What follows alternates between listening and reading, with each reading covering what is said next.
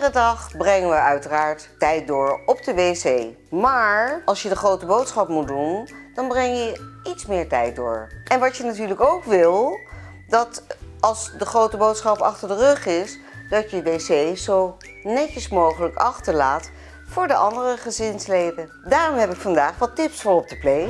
Pratend over de play moet ik ineens ook heel erg nodig. Als ik dus de wc inga en ik weet gewoon dat ik een grote boodschap moet doen, dan leg ik al wat wc-papier in de pot.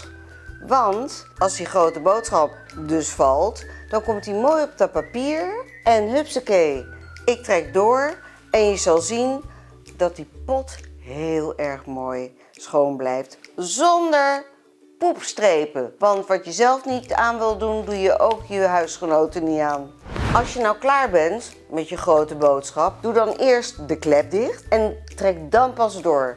Want doe je dat niet, dus met de klep open, dan zal je zien dat als een soort douche gaat dat water links en rechts eroverheen. En dat is alleen maar bacteriën, joh. Dus klep dicht en doortrekken maar. Het enige wat je nu hoeft schoon te maken is de binnenkant van de klep. Nou, handig toch?